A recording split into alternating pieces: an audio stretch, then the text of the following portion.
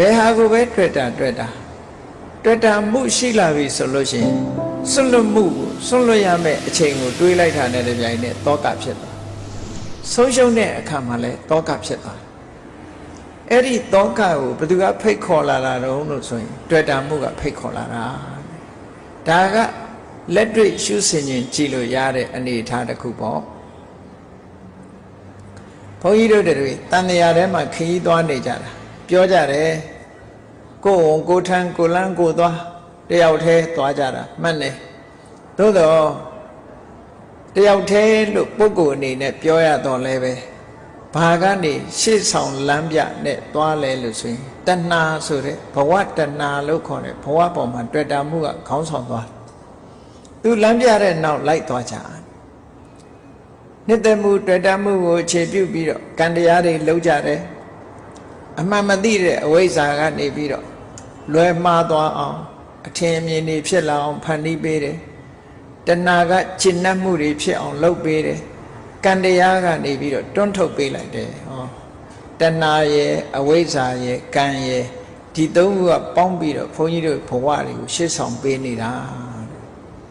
ဘယ်ဘဝဖြစ်ကောင်းလိမ့်မယ်လို့ထင်တယ်ဘာလို့ကောင်းလိမ့်မယ်ထင်တော့ဆိုအဝိဇ္ဇာကနေပြီးကောင်းတယ်လို့မြင်အောင်လုပ်ပေးထားတာဆိုပါစို့ကုသိုလ်ကောင်းမှုလုပ်တဲ့အခါမှာကြည့်လူဘဝမှာပစ္စည်းဥစ္စာချမ်းသာတဲ့လူဖြစ်ရပါလို့ဤတို့နော်မတောင်းမတမကြောင်းမကြမိသားစုနဲ့ပျော်ပျော်ရွှင်ရွှင်နေရတဲ့ပုဂ္ဂိုလ်ဖြစ်ရပါလို့ဤစသဖြင့်ဆုတောင်းကြ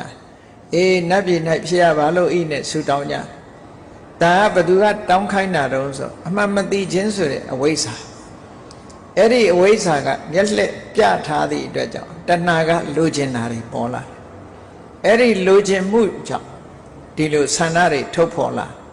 ဆန္ဒတွေထုတ်ဖော်ပြီးရဖို့ကြိုးစားမှုဆိုတဲ့ကံတရားတွေကိုလှုပ်လာတယ်လှုပ်လာသည့်အတွက်ကြောင့်ကဲလူဘဝရလာပါပြီသူထင်တဲ့အတိုင်းပစ္စည်းဥစ္စာပြည့်ပြည့်စုံစုံနဲ့တထေးအိမ်လူလာဖြစ်ပါပြီတဲ့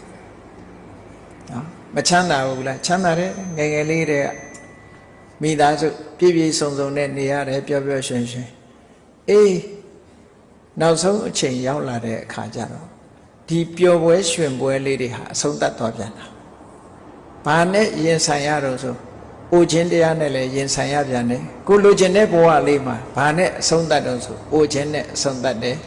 နာခြင်းနဲ့အဆုံးသတ်ရတယ်သေခြင်းနဲ့အဆုံးသတ်တယ်